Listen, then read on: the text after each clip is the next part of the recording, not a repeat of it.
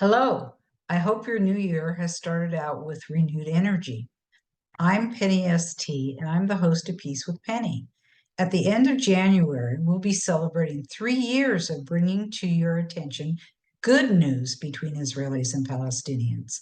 Peace with Penny is the platform that lets people know there is hope for peace. In fact, there have been pockets of peace for years between Israelis and Palestinians, but you have to know where to look. Peace with Penny is happy to share the stories of the essential peace work that these organizations provide. In Tuesday's episode of Peace with Penny, we have the pleasure of speaking with Dr. Thabet Abu Rass of the Abraham Initiatives.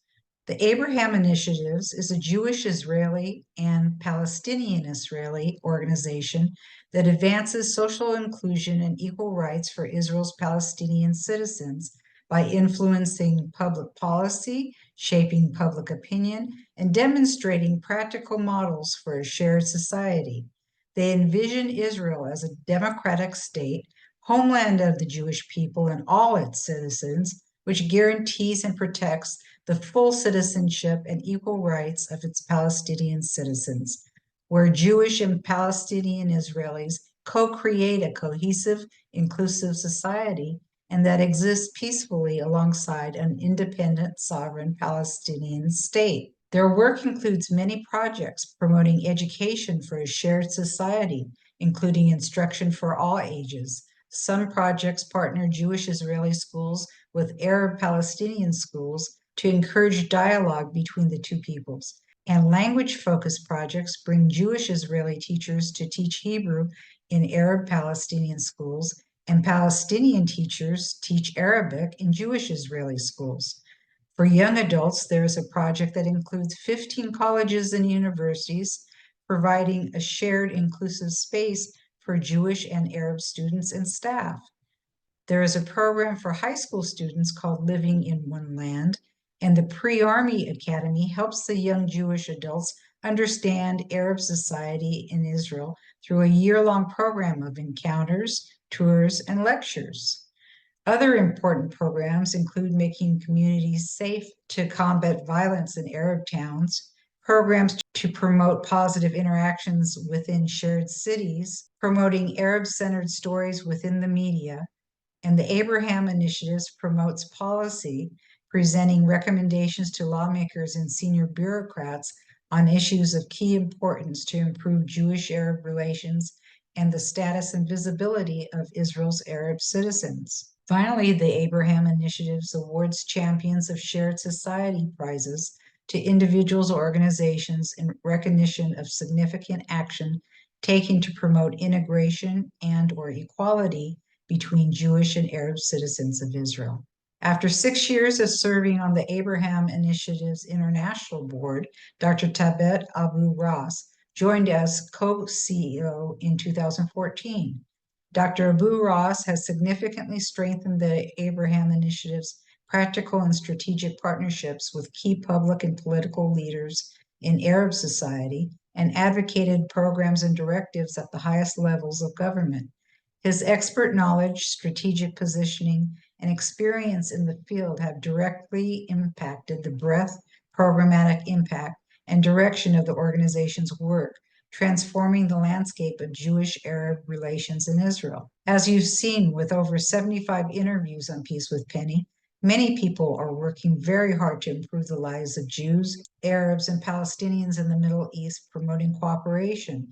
And Peace with Penny strives to get the word out that even during war, there are Israelis and Palestinians who continue to work on peace in the region. So, why did this Jewish mom choose to work on peace thousands of miles away from her West Coast home?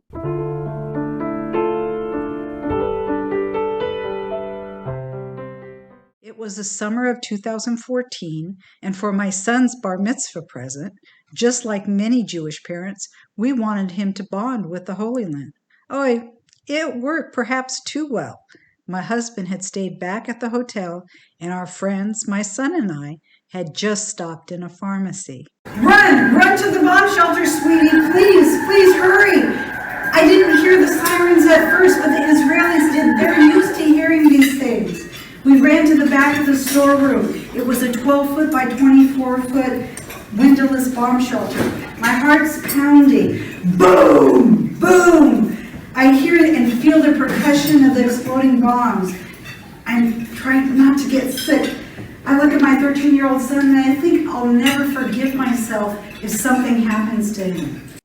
That's an excerpt from a speech I gave to the Orange County Jewish Bar Association. It was the first, but not the last time we had to run to a bomb shelter. Our adventure and my transformation is also the subject of my book, Blasted from Complacency, A Journey from Terror to Transformation in Israel. There is no chapter in a parenting book on what to do when a war starts and you're on a family vacation. Think touring extraordinary and sacred sites mixed with cowering in bomb shelters.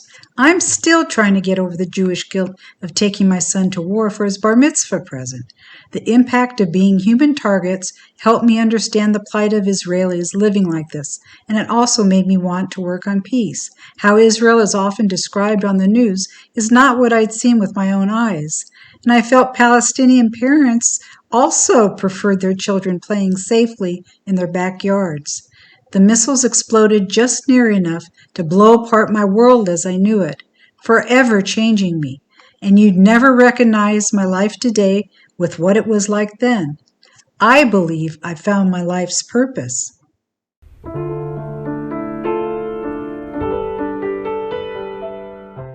We hope you can join Thabet and me as we talk about their work at the Abraham Initiatives. If you missed the first episode of 2024, when we interviewed Yehuda Stolov of Interfaith Encounters Association, click on the written link in the trailer. Our prayers continue to go out to the hostages, their families and friends, and everyone impacted by the Israel-Hamas war and the war between Russia and Ukraine. And as always, we conclude with a prayer that everyone will someday live in peace, shalom, and salam.